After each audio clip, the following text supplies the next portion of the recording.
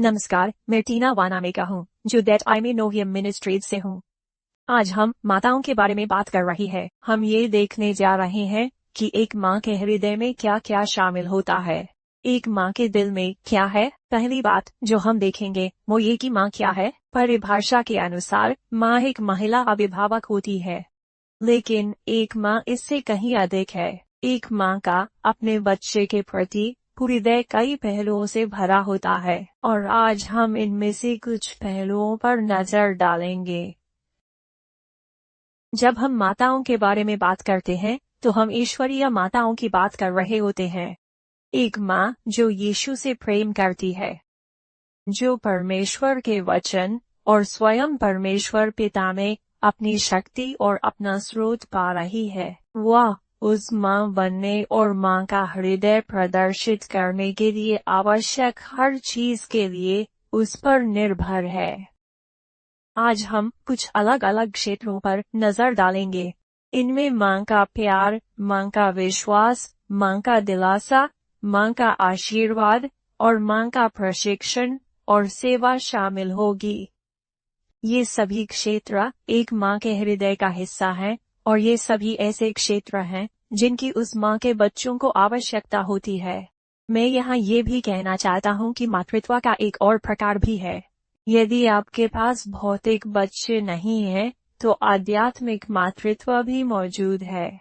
कई साल पहले मैं और मेरे बच्चे लगभग 10 साल तक नर्सिंग होम में काम करते रहे। हम नर्सिंग होम में जा रहे थे और वहाँ लोगों के साथ परमेश्वर का वचन साझा कर रहे थे और उनके लिए संगीत बजा रहे थे। मुझे याद है कि एक बार हम सब अंदर गए थे और सभी बच्चों ने अपने अपने वाद्ययंत्र चुन लिए थे और मुझे वहाँ पूरी तरह से अराजकता नजर आई, लेकिन वहाँ के लोगों को ये बहुत पसंद आया। वहाँ एक महिला विशेष रूप से थी, बहुत प्यारी महिला। वह प्रभु से बहुत प्रेम करती थी और हमने उसे दादी के रूप में गोद ले लिया। उसकी अपनी कोई संतान नहीं थी, और मुझे याद है कि एक बार उन्होंने मुझसे कहा था, भगवान ने मुझे फलदार वृक्ष बनाना उचित नहीं समझा, बल्कि उन्होंने मुझे छायादार वृक्ष बनाया। ये प्यारी महिला अपने पूरे जीवन में कई मायनों में अनेक लोगों की मां रही। वह और उनके पति अपने पड़ोस के बच्चों को लेने जाते थे और उन्हें चर्च में लाते थे। वो युवा लोगों के साथ बातचीत करती थी और बार बार उन क्षणों में प्रवेश करती थी जब वो एक मां बन रही थी। वो एक मां के हृदय का प्रदर्शन कर रही थी, और इसलिए चाहे आप एक भौतिक मां हो, या आपके अपने बच्चे हो, या आप एक आध्यात्मिक मां हो, या आप दोनों का मिश्रण हो, ये क्षेत्र आप पर भी लागू होंगे और आपने स्वयं या आपके आसपास के लोगों द्वारा इनका प्रदर्शन देखा होगा। तो चलो शुरू हो जाओ। हम माँ के हृदय के एक हिस्से को देखकर शुरुआत करेंगे, जो कि माँ का प्यार है। माँ का हृदय अपने आप में विशाल और विस्तृत है। ये भावना दूर दूर तक फैली हुई है, उसके अपने बच्चों तक और उसके आसपास के बच्चों तक। एक माँ का दिल अपने बच्चों के लिए प्यार से भरा होता है। वो प्रेम अपूर्णताओं को ढक लेता है। इसमें कठिनाइयों को शामिल किया गया है, इसमें परीक्षण शामिल है, इसमें बच्चे द्वारा की जाने वाली गलतियों के अलावा और भी बहुत कुछ शामिल है। माँ का प्रेम ईश्वर के दयापूर्ण हृदय के सबसे निकट है जिसे हम देख सकते हैं। हमें मत्ती के 23वें अध्याय का एक अंश याद आता है, जहाँ यीशु यरूशलेम के बारे में बात कर रहे हैं और उन्होंने ये कहा, उसने कहा, कितनी बार मैंने तुम्हारे बच्चों को इकट्ठा करना चाहा, जैसे मुर्गी अपने चूजों को अपने पंखों के नीचे इकट्ठा करती है, और उसने इस्राएलियों के विषय में ये बात कही, परंतु तुमने न चाहा। एक माँ उसके दिल का एक हिस्सा होता है, वो है इकट्ठा करने का ये दिल। शायद आपके घर में मुर्गियां हों, हमारे घर में भी मुर्गियां हों, और जब हमारे पास चूजे होंगे तो वो माँ उन चूजों को अपने पास इकट्ठा करेगी, उनकी रक्षा करेगी, उनकी देखभाल करेगी, उनका पालन पोषण करेगी, और यह एक माँ के हृदय का हिस्सा है। माँ का प्यार उन्हें अपने पास इकट्ठा करना, उनकी रक्षा करना, उन्हें सहारा देना और यह सुनिश्चित करना कि वे ठीक हैं। माँ अपने बच्चों को अपने पास इकट्ठा करना चाहती है। उसका दिल चाहता है कि उसके बच्चे अच्छा करें और ईश्वरीय जीवन जिएं। उसका प्रेम उसे इसमें प्रेरित करता है। उसका प्यार, माँ के दिल में जो प्यार है, वही उसे प्रेरित कर रहा है। और हम धर्मशास्त्र से जानते हैं कि हमें बताया गया है कि यह मसीह का प्रेम है जो हमें बाध्य करता है। अतः जब हम एक ईश्वरीय माता को देखते हैं, तो यह वास्तव में परमेश्वर का प्रेम है जो एक ईश्वरीय माता को अपने बच्चों को एकत्रित करने तथा उन्हें इन तरीकों से प्रेम करने के लिए बाध्य करता है। उसका प्रेम उसे प्रार्थना, प्रशिक्षण, आचरण का आदर्श प्रस्तुत करने, प्रोत्साहन और सुधार जारी रखने के लिए प्रेरित करता है ताकि उसके बच्चे प्रभु के मार्गों पर चलें। ये प्रेम ही उसके शब्दों और कार्यों के पीछे प्रेरक शक्ति है। इस प्रेम का स्रोत ईश्वर का प्रेम होना चाहिए।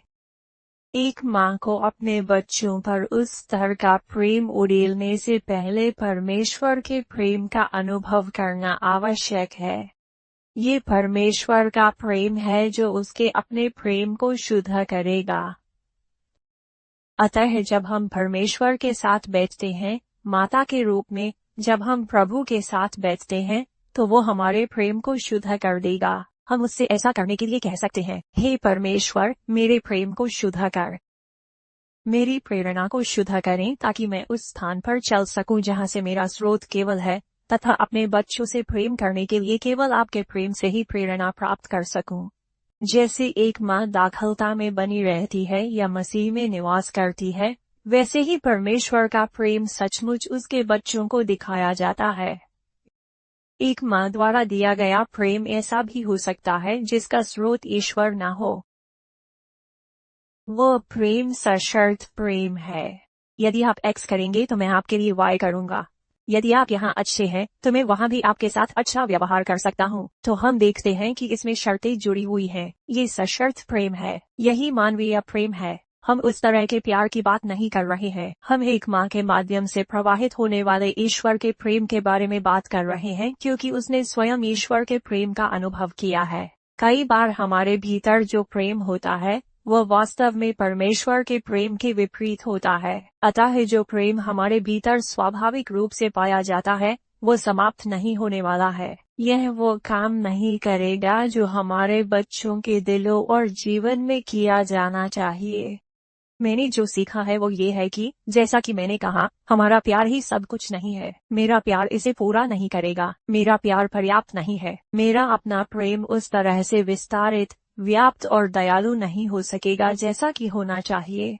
इसलिए यह आवश्यक है कि मैं परमेश्वर के प्रेम का अनुभव करूं और उसके द्वारा परिवर्तित हो जाऊं, सिर्फ एक बार नहीं, बल्कि लगातार, बार बार। माताओं के रूप में हमें प्रभु से मिलने की आवश्यकता है। हमें उसके प्रेम का अनुभव करने की आवश्यकता है। हमें इसके द्वारा परिवर्तित होने की आवश्यकता है, ताकि हम अपने बच्चों पर उसी प्रकार का प्रेम उंडेलना जारी रख सके और उनमें होने वाले परिवर्तन को देख सके, जब वे हमारे माध्यम से परमेश्वर के प्रेम का अनुभव करते हैं। इसलिए मुझे दाखलता में बने रहने की आवश्यकता है, जैसा कि यूहन्ना अध्याय 15 हमें बताता है। इसलिए मुझे ये समझने की जरूरत है कि मैं यह नहीं कर सकता, लेकिन ईश्वर वो निश्चित रूप से कर सकता है। दूसरा क्षेत्र जिस पर हम विचार करेंगे वो है एक माँ का विश्वास। मैंने इसका शीर्षक रखा है, एक विरासत जो छोड़ी जानी है। एक माँ का विश्वास, एक विरासत जो छोड़ी जानी है। दूसरे तीमुथियुस 1:3-5 में ये लिखा है कि मैं परमेश्वर का धन्यवाद करता हूँ, जिसकी सेवा मैं अपने बाप दादों की न्याय शुद्ध विवेक से करता हूँ, कि मैं दिन रात अपनी प्रार्थनाओं में तुझे स्मरण करता हूँ और तेरे आंसुओं को स्मरण करता हूँ, कि मैं उस सच्चे विश्वास को स्मरण करके आनंदित हो जाऊं जो तेरे मन में है, जो पहले तेरी नानी लोइस में और तब तेरी माता यूनिके में था, और मुझे निश्चय है कि वो तुझ में भी है। ये पौलुस का तीमुथियुस को लिखा पत्र है। पौलुस तीमुथियुस से ये कह रहा है कि सुनो, मैंने तुम्हारी नानी लोइस में कुछ ऐसा देखा जो तुम्हारी माता यूनिके को मिला, और फिर वो तुम में तीमुथियुस को मिला। एक सच्चा विश्वास। यहाँ यूनानी भाषा में असली शब्द का अर्थ है सच्चा, झूठा नहीं, पाखंडी नहीं, सच्चा या वास्तविक विश्वास। विश्वास शब्द पिस्टिस है। इसका अर्थ है भरोसा, उद्धार के लिए मसीह पर पूर्ण भरोसा, और फिर उस विश्वास में स्थिरता। तो यह मसीह पर निर्भरता की निरंतरता है। यही बात पौलुस ने दादी लोइस, माता यूनिके और फिर तीमुथियुस में देखी। तीमुथियुस की मां को मसीह पर सच्चा विश्वास था। वो उद्धार के लिए सचमुच यीशु पर निर्भर थी।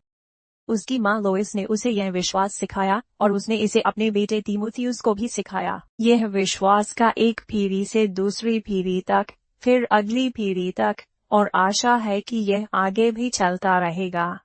इसमें दिलचस्प बात यह है कि धर्मशास्त्र में तीमुथियुस के पिता को यूनानी बताया गया है, तथा ऐसा प्रतीत नहीं होता कि वो आस्तिक थे। यूनिस ने अपने दिल का ये हिस्सा अपने बेटे को दे दिया था।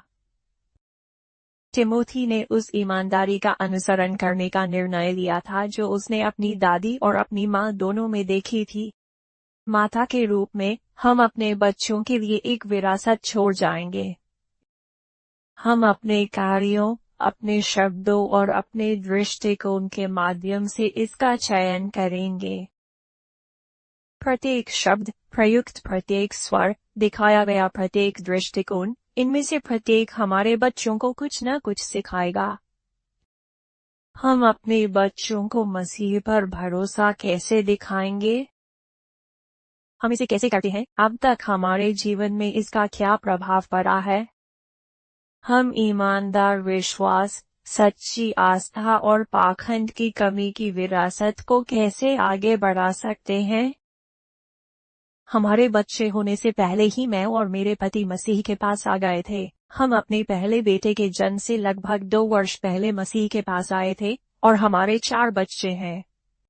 इसलिए बहुत पहले, जब हम किसी बच्चे की उम्मीद भी नहीं कर रहे थे, जब हम मसीह के पास आ गए थे, मैं जानना चाहता था कि ऐसा कैसे होता है कि जो ईसाई एक ईसाई घर में पले बड़े थे, वे विश्वास में बने रहते हैं। तो फिर वह कैसा था? इसलिए मैंने कुछ लोगों से संपर्क किया और उनसे पूछा, क्या आप आस्तिक बनकर बड़े हुए हैं? और वे हाँ या ना कहते थे। और यदि वे आस्तिक के रूप में बड़े हुए, तो मैंने पूछा, आपके माता पिता ने ये सुनिश्चित करने के लिए क्या किया कि आप बड़े होकर भी विश्वास में चलते रहें? और उनसे मुझे जो जबरदस्त प्रतिक्रिया मिली, वो ये थी कि मेरे माता पिता पाखंडी नहीं थे। उन्होंने कहा और फिर उन्होंने ऐसा किया। उन्होंने जो कहा उसे करके दिखाया। वे परिपूर्ण नहीं थे, और उन्होंने कभी ऐसा दावा भी नहीं किया, लेकिन वे वास्तविक थे। वे पाखंड रहित थे। वे अपने विश्वास में ईमानदार थे, और जब उनके बच्चों ने ये देखा, तो उन्हें एहसास हुआ कि वे भी यही चाहते थे, और इसलिए उन्होंने आगे बढ़ना जारी रखा और अंततः मसीह पर अपने विश्वास या निर्भरता को अपना बना लिया। यही हम यहाँ देख रहे हैं। हम अपने बच्चों को ये देखने की अनुमति देते हैं कि हम विश्वास या मसीह पर निर्भरता के मार्ग पर चल रहे हैं। ये बिल्कुल सही नहीं होगा, और कभी कभी यह अव्यवस्थित भी लग सकता है, क्योंकि हमारे पास भावनाएं होती हैं, और हम जीवन में कठिन परिस्थितियों से गुजरते हैं। यह उन गलतियों के कारण गड़बड़ लग सकता है जो हम करते हैं, लेकिन अंततः जब हम ये प्रदर्शित करते हैं कि हम यीशु पर भरोसा कर रहे हैं और हम अपने उत्तरों के लिए उसकी ओर देख रहे हैं, तो यही वह चीज है जिसे हम आगे बढ़ाने जा रहे हैं। एक मां का विश्वास, एक मां का विश्वास। सबसे महत्वपूर्ण सबक जो मैंने अपने बच्चों के साथ व्यक्तिगत रूप से सीखा, वो ये है कि मसीह के पास आने के बाद मैं और मेरे पति कुछ ही महीनों के अंतराल में मसीह के पास आए, और मसीह के पास आने के बाद मैं अपनी सुबह की शुरुआत प्रभु के साथ बैठकर परमेश्वर का वचन पढ़कर और प्रार्थना करके करती थी, और तब से यह सिलसिला जारी है। जब हमारे बच्चे होने लगे, और हमारा दूसरा बच्चा हुआ तो वो सुबह उठकर बाहर आ जाती थी, और पहले 2-3 दिन तो मैं इससे परेशान रहती थी। मैं वहां बाहर बैठा था, मैं बाइबल पढ़ रहा था। सुबह के 5:30 बज रहे थे। मैं बहुत जल्दी उठ जाता था ताकि मैं समय निकाल सकूं, और यह छोटा बच्चा बाहर आ जाता था, और मुझे ऐसा लगता था कि यह प्रभु के साथ मेरे समय में एक व्यवधान है। और मेरा मानना है कि यह शायद तीसरी सुबह थी, दूसरी या तीसरी सुबह, और जब वो बाहर आए तो मुझे चिड़चिड़ाहट महसूस होने लगी, और मैंने प्रभु के सुधार को महसूस किया। मुझे लगा कि यह रवैया गलत है। मुझे एहसास हुआ कि मुझे उस छोटे बच्चे को अपने साथ उस स्थान पर आमंत्रित करना चाहिए। मुझे उसके बाहर आने पर नाराज नहीं होना था, मुझे उसे अंदर बुलाना चाहिए था, क्योंकि उसे मेरे सच्चे विश्वास को कार्य रूप में देखने की जरूरत थी। और इसलिए मैंने उसे आमंत्रित किया। मैंने कहा, प्रिय, ऊपर आ जाओ। वो मुझसे चिपक गई। वचन पूरा होने में थोड़ा अधिक समय लगा, और फिर हमने साथ मिलकर प्रार्थना की। उसे अंदर बुलाया गया, और यह एक बड़ी सीख थी जो प्रभु ने मुझे सिखाई कि अपने बच्चों को भी अंदर बुलाओ। उन्हें विश्वास को देखने की जरूरत है, उन्हें आपके विश्वास को देखने की जरूरत है, उन्हें इसे अपने सामने जीते हुए देखने की जरूरत है। और इसलिए जब भी ऐसा होता, अगर बच्चे मेरे पास आते और मैं घुटनों के बल बैठ जाता, तो मैं कहता, अंदर आओ, मेरे साथ आ जाओ। हम यही करना चाहते हैं। हम उन्हें आमंत्रित करना चाहते हैं, तथा उन्हें हमारे सच्चे विश्वास को कार्य में देखने देना चाहते हैं, ताकि वे उस व्यवहार का अनुकरण कर सकें। और फिर जब हम घर से बाहर जाते हैं, तो हमें ये सुनिश्चित करना होता है कि हम घर में जो कह रहे हैं, वही हम घर के बाहर भी कर रहे हैं, ताकि हम पाखंड से बच सकें। तीसरा क्षेत्र जिस पर हम विचार कर रहे हैं, वो है माँ का आशीर्वाद। भजन संहिता 127 पद 3 से 5 में कहा गया है, देखो बच्चों, वे विरासत हैं, या वे प्रभु की ओर से आशीर्वाद हैं। गर्भ का फल एक पुरस्कार है। जैसे योद्धा के हाथ में तीर, वैसे ही जवानी के बच्चे भी हैं। वो मनुष्य धन्य है जिसका तरकश इनसे भरा हुआ है। इस धर्मशास्त्र में कहा गया है कि बच्चे भगवान का आशीर्वाद हैं। इसने मुझ पर गहरा प्रभाव डाला। मैं इसके बारे में कुछ ही देर में बताने जा रहा हूँ। एक माँ के हृदय का एक पहलू ये है कि उसे अपने बच्चों के माध्यम से परमेश्वर से आशीर्वाद मिलता है, साथ ही वो आशीर्वाद भी जो वो अपने बच्चों को मौखिक रूप से देती है। जब मैं छोटे बच्चों की माँ बनी तो मुझे लगा कि मुझ पर बहुत अधिक काम का बोझ है। मेरे पति अधिकांश समय काम में व्यस्त रहते थे, इसलिए वे उपस्थित नहीं रहते थे। मुझे अत्यधिक काम, अत्यधिक थकान महसूस हुई। वे सभी चीजें जो हम छोटे बच्चों के होने पर महसूस करते हैं। मेरे पास 4 थे, और इसलिए मुझे ऐसा लगा कि आप जानती हैं कि महिलाओं, हम उठते हैं और काम करते हैं, और रात के अंत में हम बिस्तर पर चले जाते हैं। यही कारण है कि मैं इतनी जल्दी उठ जाती थी। इसका एक कारण ये था कि मुझे पता था कि एक बार बच्चे उठ गए तो बस हो गया, फिर जरूरतें और निवेश वगैरह होंगे। लेकिन उस समय मैंने खुद को ये सोचते हुए पाया कि मेरे बच्चे मेरे लिए बोझ थे। मुझे ऐसा नहीं लग रहा था कि वे कोई आशीर्वाद थे। मुझे ये धर्मशास्त्र मिला, बच्चे भगवान का आशीर्वाद हैं। मैंने सोचा, मुझे अपने दिल में कुछ बदलाव करने की जरूरत है। मुझे यहाँ अपने मन को नया करने की जरूरत है। तो मैंने जो करना शुरू किया, जब भी मेरे मन में यह विचार आता कि ओह, मैं बहुत थक गई हूँ, या बच्चे बस, आप जानते हैं, जो भी हो, अंततः मूल बात ये थी कि मेरे बच्चे मुझ पर बोझ हैं, तो मैं जोर से कहती कि मेरे बच्चे एक आशीर्वाद हैं। तो हम यही चाहते हैं। हम परमेश्वर के वचन का उपयोग करना चाहते हैं। हम उन क्षेत्रों की पहचान करना चाहते हैं जो उसके वचन के अनुरूप नहीं है, और कहते हैं, 1 मिनट रुकिए, एक माँ के रूप में अभी मैं महसूस कर रही हूँ कि मेरे बच्चे मेरे लिए बोझ है। तो मैं वापस जा रहा हूँ और भजन संहिता 127 को देखने जा रहा हूँ। इसमें कहा गया है, बच्चे एक आशीर्वाद है, वे प्रभु की ओर से विरासत है, वे हमारे लिए एक पुरस्कार है। और फिर मैंने ये कहना शुरू कर दिया, और समय के साथ यह मेरी नींव का हिस्सा बन गया।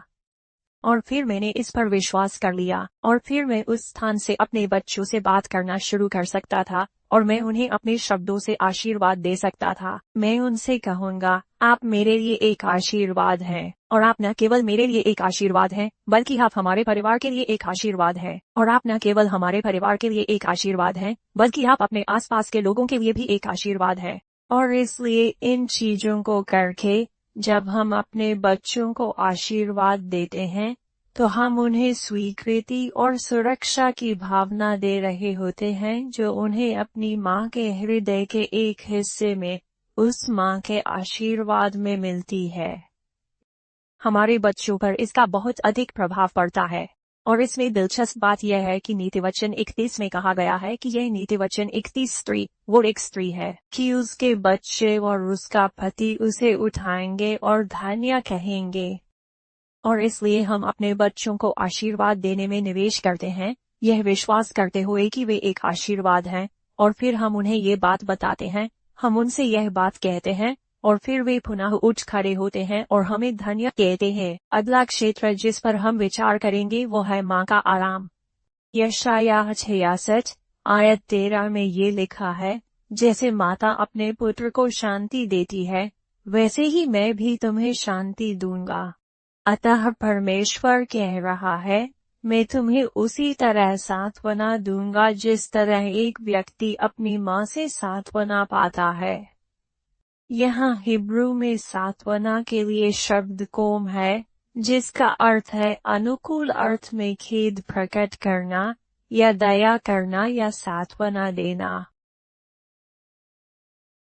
और यह वह भावना है जिसमें किसी के प्रति कोमल करुणा होती है जब वो किसी परेशानी से गुजर रहा होता है, जहां आप बस उसे संभालना चाहते हैं और यह सुनिश्चित करना चाहते हैं कि वह ठीक है। वो एक माँ का बच्चा है जो ठीक महसूस नहीं कर रहा था।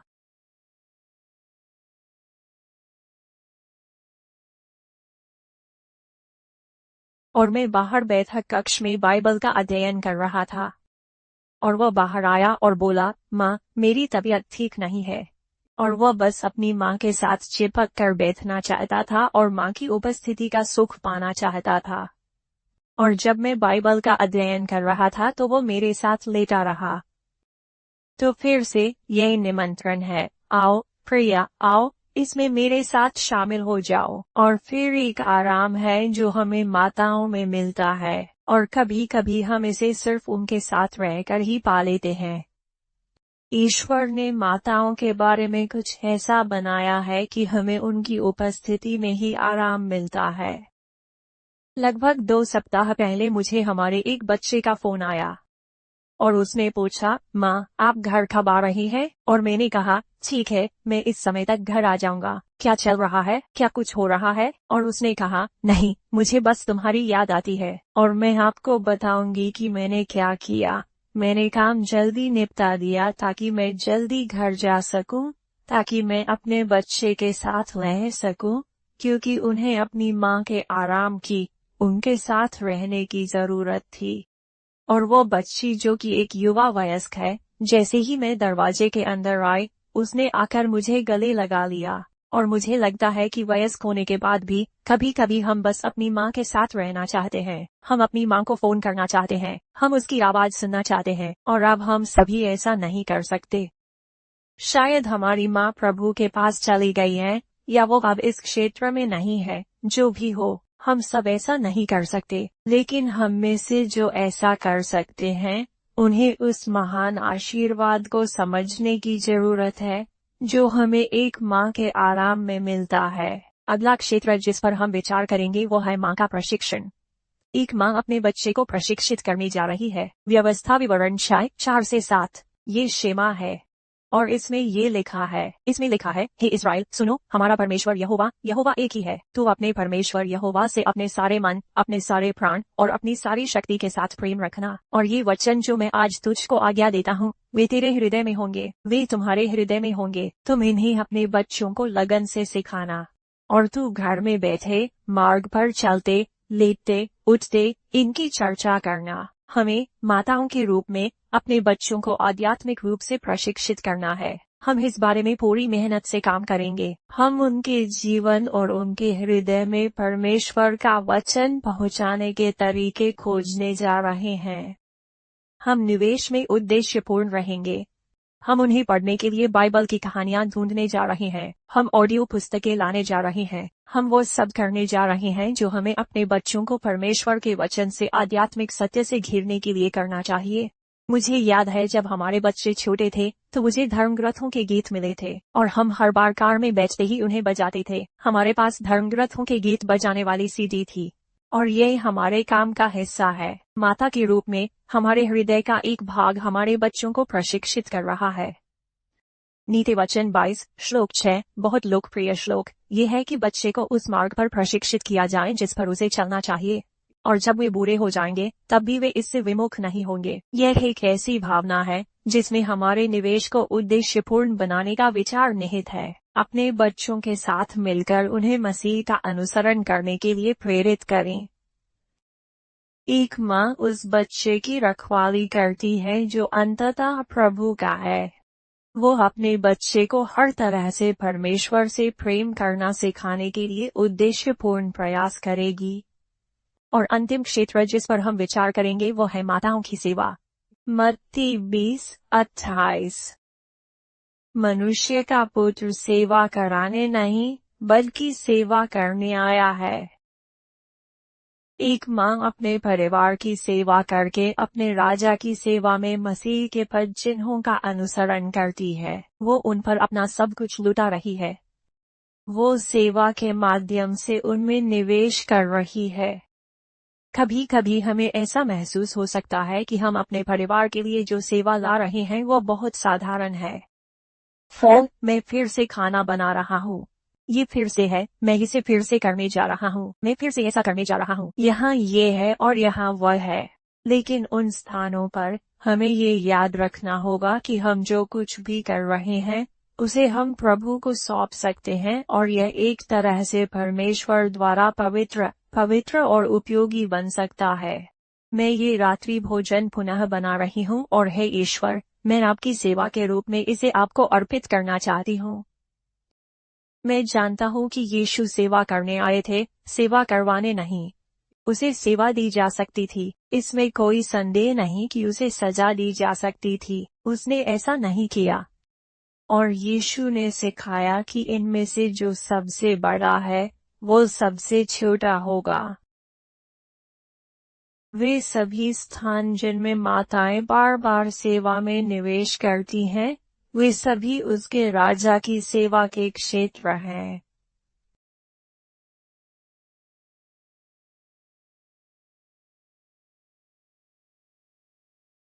वो सेवा करने जा रही है। मुझे याद है कि मैंने स्वयं खुशी खुशी सेवा नहीं की थी, मानो ये भगवान को अर्पित किया गया प्रसाद हो।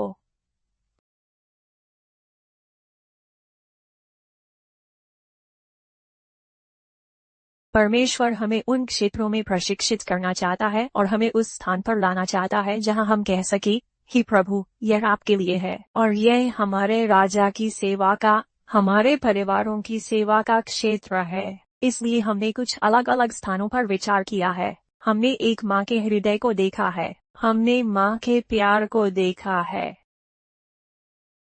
हमने एक माँ की सेवा पर विचार किया है, हमने एक माँ द्वारा किए जाने वाले प्रशिक्षण पर गौर किया है।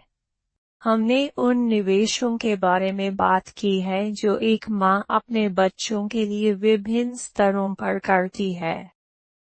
और इन सभी क्षेत्रों में माँ का हृदय शामिल है। साथ ही और भी बहुत कुछ है जिसके बारे में अभी हमारे पास विस्तार से बताने का समय नहीं है। और यह सब, इसका हर भाग हमारे राजा की सेवा में किया जाता है। और इसलिए आज हम माँ बनने के लिए आभारी हैं। हम धन्य हैं। और हम ये भी जानते हैं कि हमारे बच्चे धन्य हैं। भगवान आपका भला करे।